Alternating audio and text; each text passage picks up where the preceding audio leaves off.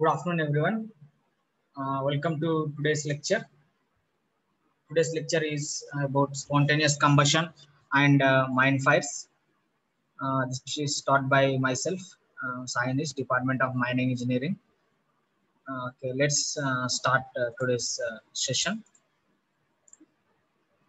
So here it is, spontaneous heating.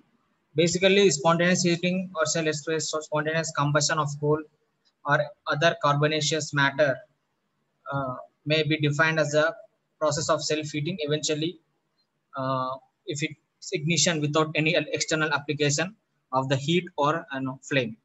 So generally coal in like when we call it as carbonaceous or organic aromatic lump. So this is what we define about coal. Coal is nothing but carbonaceous organic aromatic lump, which is heterogeneous and stratified organic rock found from a decay of vegetable matters. Uh,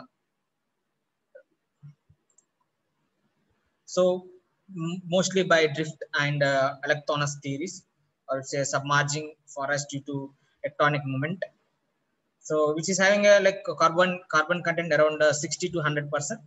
So according to carbon content, coals are of bituminous type, different stages. Like this is classified in different stages. Starting, let's say we can call it also as a qualification process. So when qualification process starts with peat, the carbon content is around 50 to 51%, and lignite around 61.8%, and subbituminous around 64.5%, and semi-bituminous 69.5%, and bituminous 78.5%. The last one is anthracite, which is of 91% of carbon content, which is existing. Keeping in new graphite, which is we can see on the pencil, it's of 100% carbon, and this is the last stage of the qualification process. So as you all know that major elemental constituents of coal are carbon, hydrogen, nitrogen, or oxygen, and sulfur. So these coals are exposed to open air, like it absorbs in general atmospheric air, as well as it liberates heat and ultimately leading to fire. So as these are like the liberation of heat is due to the characteristics of coal, and it's also known as spontaneous heating or say spontaneous combustion or auto oxidation of coal. We can also say these are also as typed as endogenous fires, which extends during mining. So the propensity of these fires, we say spontaneous heating or spontaneous combustion, is also large. That noxious gases like carbon monoxide, carbon dioxide, sulfur dioxide, and nitrate fumes are, and ultimately leads to the mining activities halting, let's say stoppage of the activities by blocking up huge amount of capital as well as sterilization of the reserves. So this is a very biggest thing, let's say catastrophic disaster where the mining companies are facing for since a long period.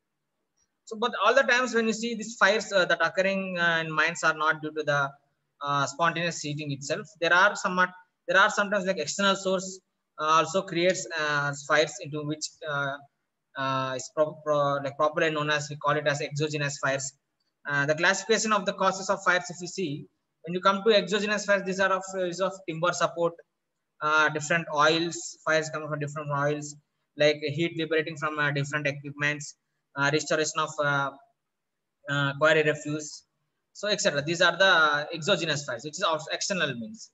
So when you come to the endogenous fires, we say as a coal characteristics, which is like primitive in nature for the coal deposit itself, and a method of working which includes seam thickness, ventilation, as well as circulation of air within the seams, and the generation of fissure cracks during blasting, concentration of mine gases, etc. These are some of the endogenous fires where we do.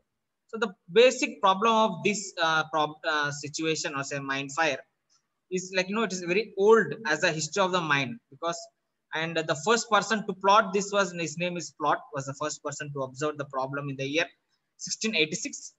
Like within the more than 3 centuries square, the large number of researchers are working on this.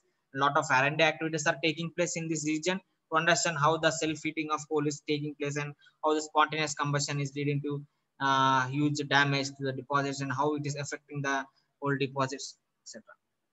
So there are a lot of interdisciplinary activities, R&D activities are going on, but as of now, mining engineering is a person should have some knowledge about taking this problems. When you see the definition, where I have already talked about the like it is a presence of process of self-heating eventually, which is that means coals generally when exposed to air absorb oxygen even at temperatures which are lower than the average ambient ones, which you can see in the environment. But all coals don't end up in fire.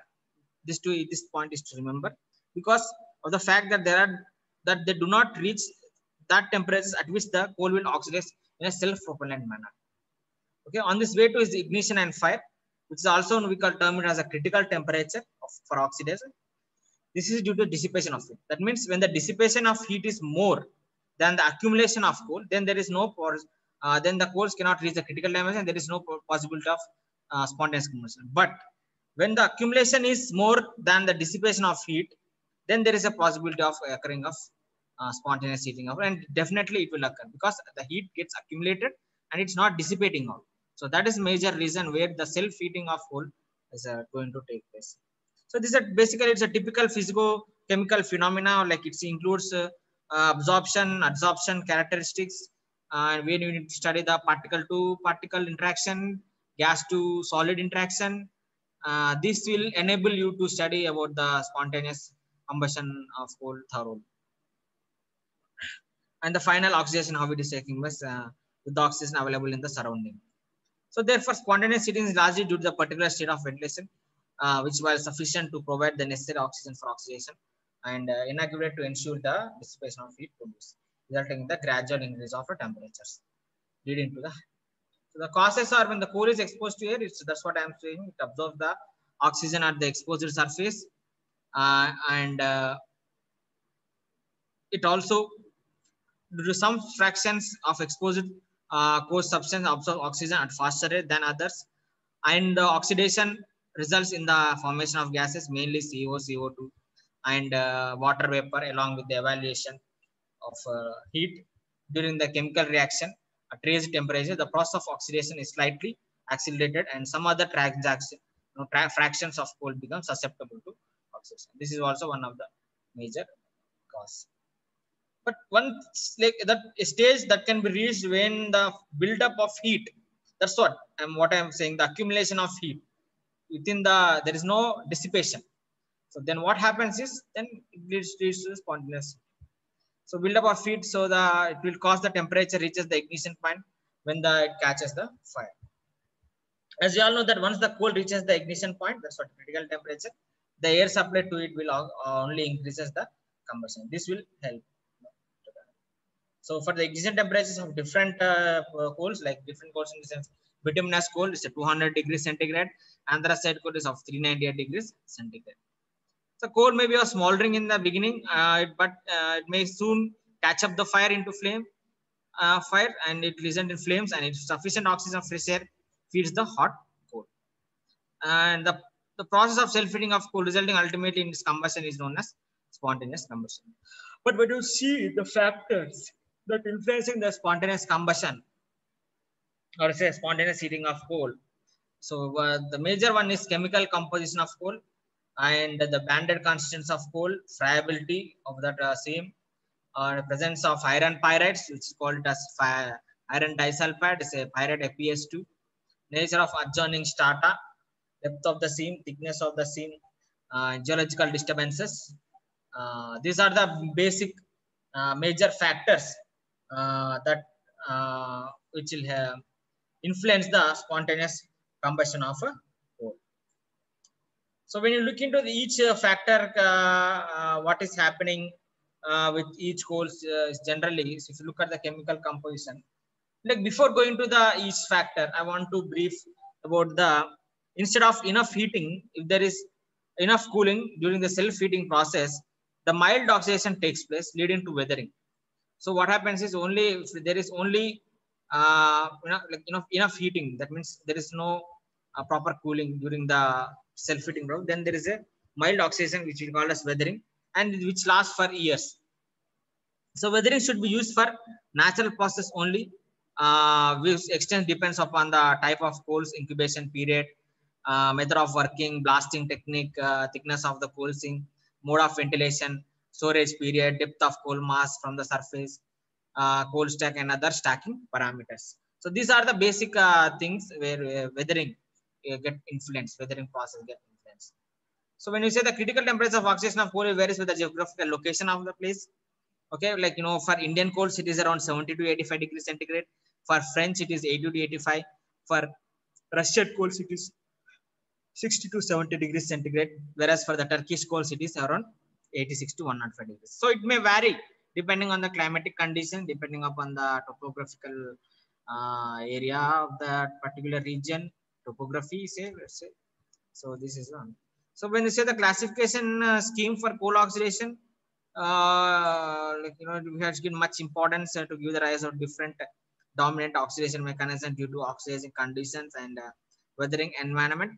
So hence the weathering results in the increase of oxygen content, decrease in carbon and hydrogen content, calorific value gets increased, and also deterioration of coking properties. Okay, so coal plus oxygen, which gives the very slow oxidation up to 550 degrees centigrade, is very slow. And when the temperature rises to 80 degrees centigrade, it's comparatively accelerated oxygen takes place. And when the temperature reaches to 120 degrees centigrade, then there is a steady state oxidation due to removal of, because moisture gets removed at around 105 degrees centigrade. So this moisture, which we termed it as inherent moisture, whatever is there within the pores of the coal, get removed off because of this. And next on, when it rises to 180 degrees centigrade, then there is an evolution of oxides of carbon. Then after thermal decomposition takes place at around 220 degrees centigrade. After 220 degrees centigrade, then it at around 275 degrees, self-sustained phosphor of combustion takes place, and it ultimately beyond 275 degrees ultimately leads to active combustion, leading to the ignition. So this is how the spontaneous heating takes place. So coal gets heated upon observing oxygen. When decomposition phenomena can be explained in different manners, and where oxidation is very low, below 50 degrees centigrade, and accelerate above 50 degrees centigrade, but above 40, 80 degrees centigrade, a period of steady is maintained, probably due to the removal of rapid moisture in the interaction of coal to 180 degrees centigrade. So that's how the basic phenomena, how spontaneous heating gets occurred.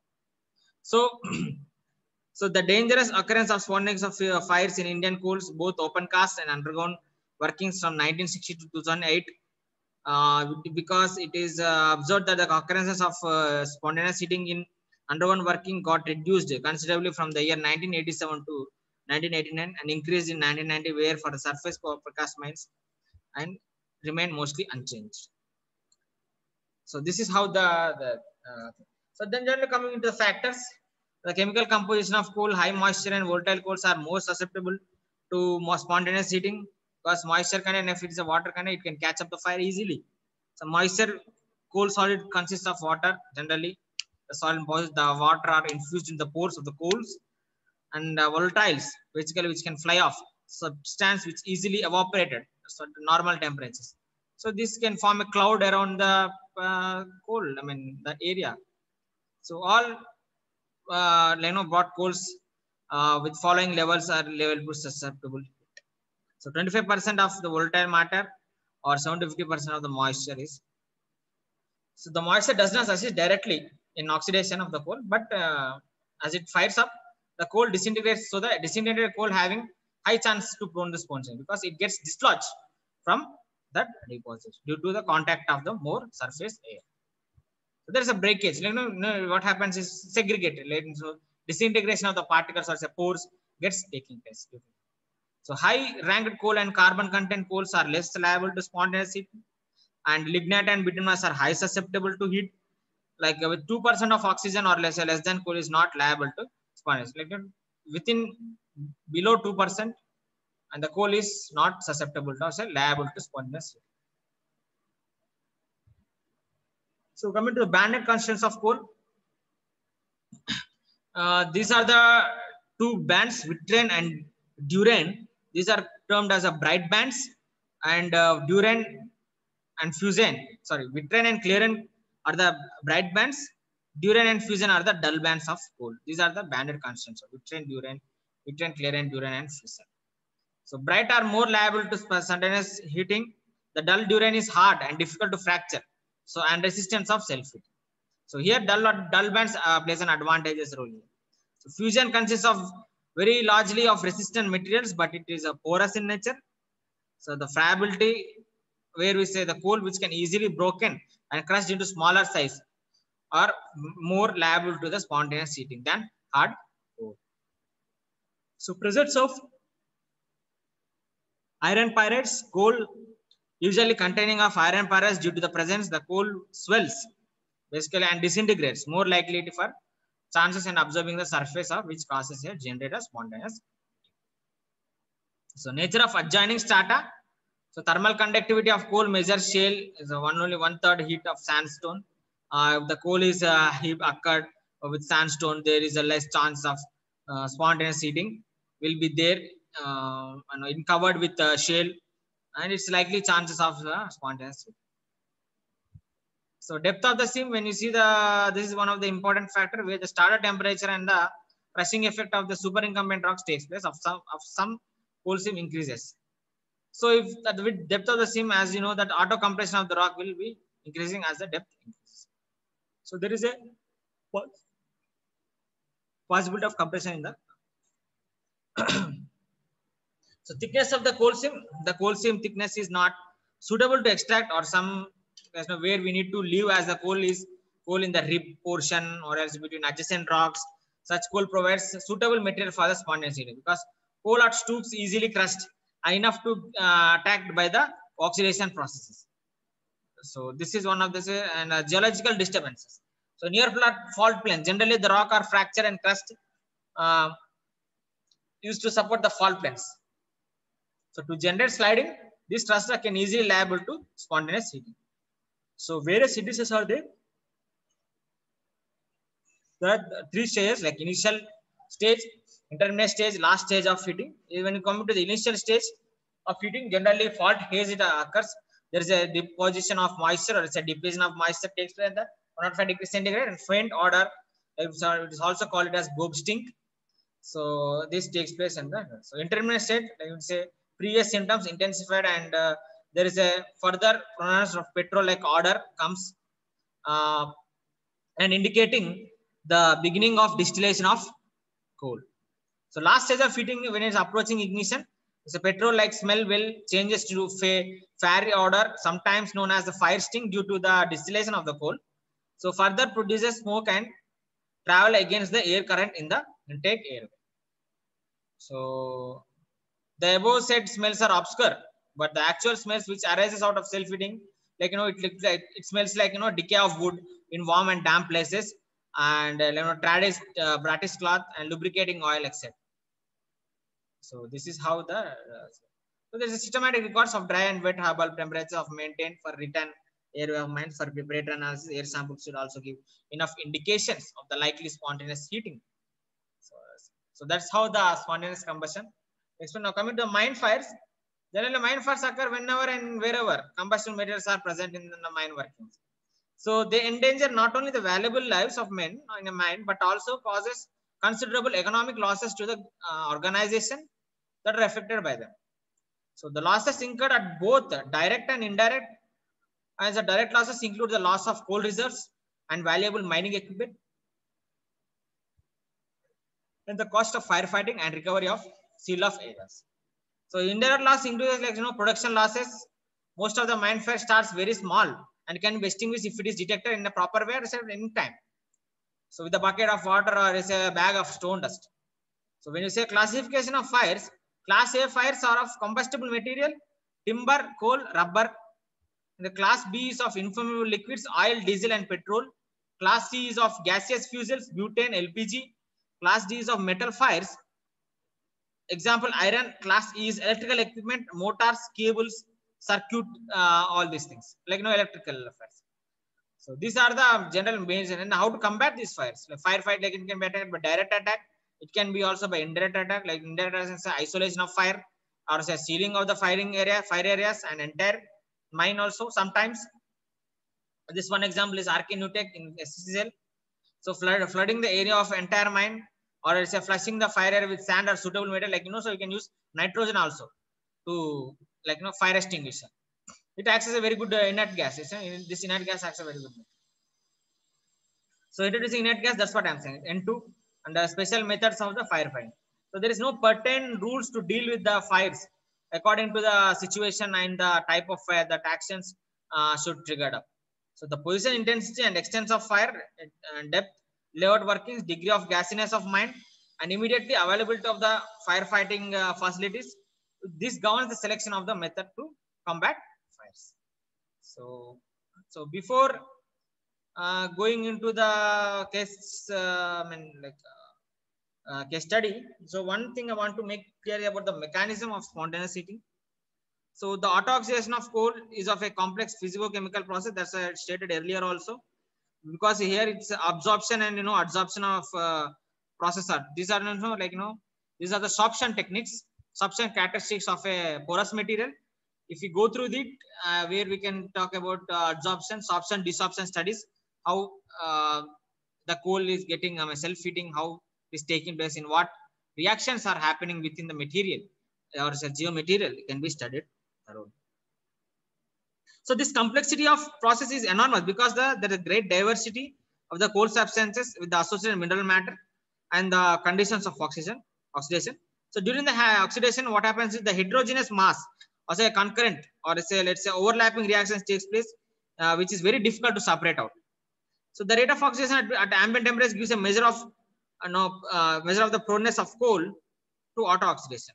So this low temperatures aerial oxidation of coal is not a singular chemical processes, but a complex phenomenon generally comprising of several simultaneous and interesting chemical process takes place during this.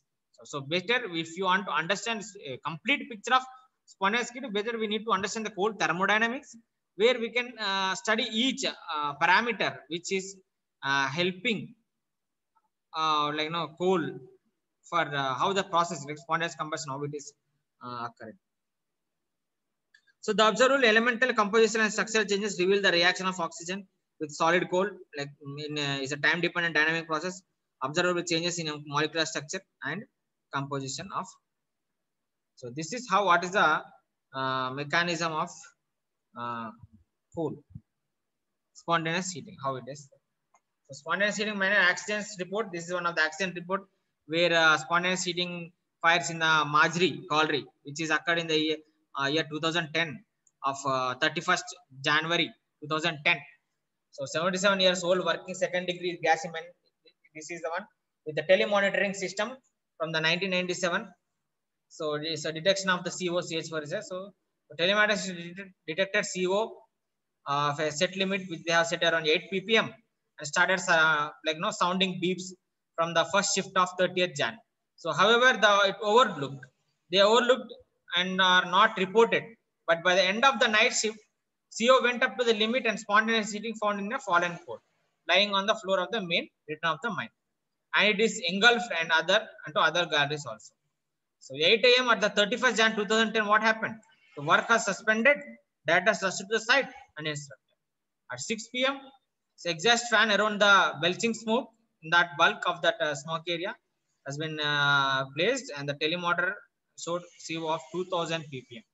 So it's very high. So 6:15 p.m. fan was stopped, cut off the ventilation, oxygen. At 8:40 p.m., a blast of hot and poisonous gases and smoke hit 11 workers. They rushed out. So they tried to construct stoppings. It did not happen. But so following dangers in construction of stopping, management sealed all outlets of the mine on the Monday, 1st February 2010. There are this caused loss of 500 tons per day, and almost 1,200 miners rendered. They lost so the mine remained sealed about 3 months. Suspended, chairman and manager suspended 7 workers. So GM safety, SO, VO, UM, and undergone overmans and assistant managers. So these are the 7 people who have been suspended. So there are above cases listed out in the main legislation of general safety, where we can talk about the different different regulations and rules and regulations that come into the picture. So there is one more case study which occurred in Kunusotoria Colliery, which occurred in the year 2009 in the month of October, where 650 ton per day and 1150 men from 3 panel, where the operation is of deplaning with stowing is taking place, 8.4 meter thick seam and 2 second-degree gas cement. So at around 2009, around October 17th, so high content of CO was detected. It was shown that there was a heating fallen coal in bottom section, same like the previous one also. And water pipelines laid to attempt was made to cool the hot areas by water, but not successful.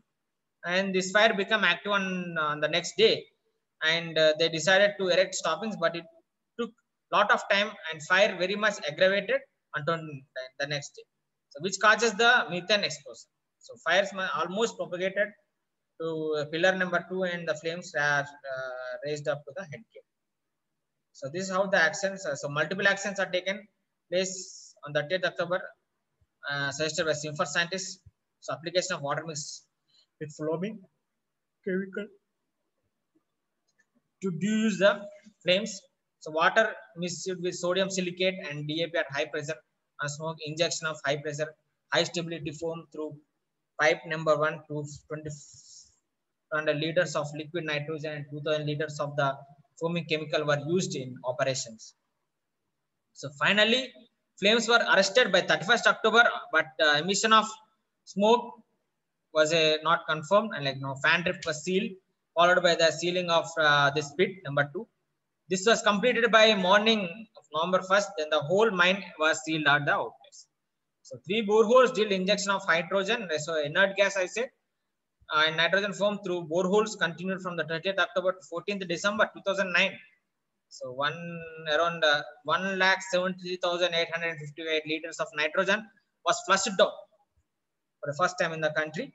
So nitrogen brought from Kolkata in cryogenic to monitor these gases, 3 boreholes and sampling pipes. But the 31st July, its nitrogen was sent is inside one is 82%, and CO2 43% is decreased. Around it came to 0.2 to 0.0001%. That's very good in that case. So temperatures are 31.6 degrees. So then after they tried several times to reopen the mine by the help of Simfer. So this is how the. So and there is another case in Muralidhi, where at the Holiday 6 2009. So this is also one of the case study where this is of BCCL company. Second degree mine. This is also so 500 tons per day. The 2 shafts running. The same happened in the CO again raised, and the power they stopped. The mechanical ventilator has been stopped at different timings, and ventilator restarted. So ordinance has to properly at the pit top, but completion of withdrawal of was recorded, and Form C register of the. So what we do with generally we use Form C register to note all these incidents.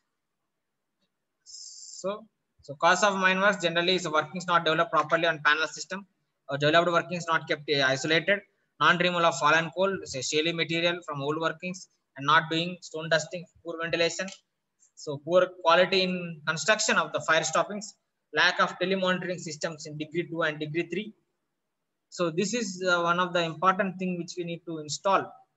So then substance tanks, potholes not properly sealed and blanketed, causing leakage of air in the old workings.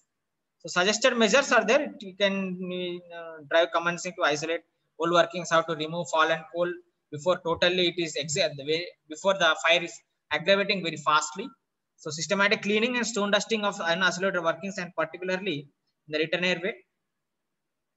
Should not be used fall into coal as for packing. All unused workings, old workings, return airways should be under charge of senior mining official and first class holders who are there. So they have to inspect personally as per the regulation 95% CM and that regulation around 176 subclass 6 118A 23ABC.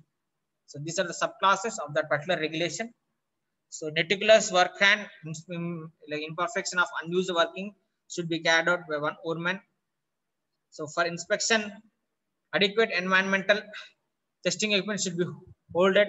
Sufficient material to tied with fire should be kept in stock. Blanket and substance areas should be frequently inspected. Testing CO in return airway of the every dependent district and determining CO produce or O2 absorb ratio, frequent check for gas samples, multi-gas detectors should be deployed, and methanometers should be on roll. So improve awareness of over fires in workers.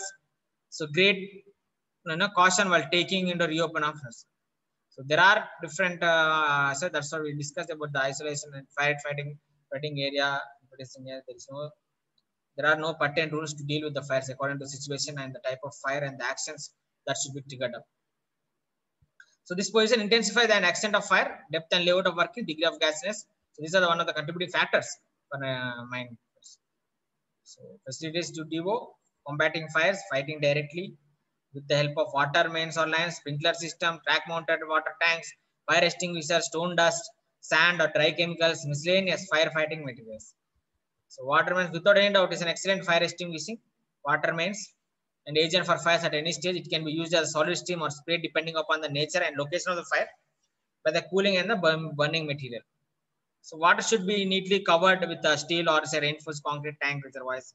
The tank capacity should be 100 cubic meter and preferably should not be used for another purposes.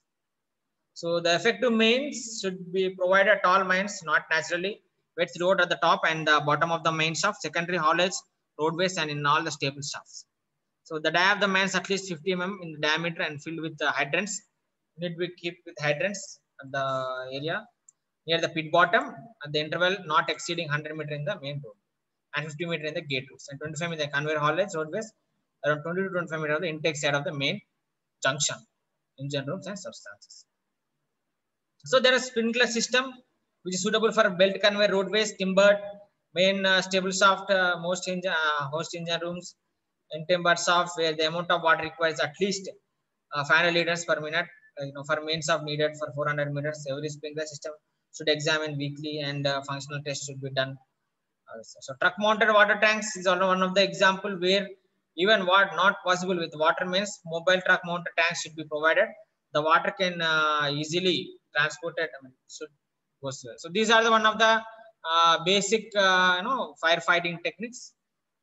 This is how the lecture has been done. So thank you guys for attending today's lecture and let's wind up things. Thank you. Thank you.